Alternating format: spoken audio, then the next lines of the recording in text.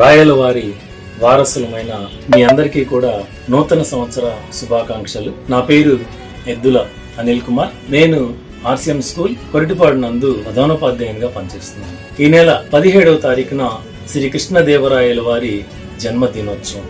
వారికి నివాళులు అర్పించడానికి మరి ఆ జన్మదినోత్సవాన్ని, జయంతిని మనందరం కూడా ఘనంగా జరపవలసినటువంటి అవసరత ఉంది.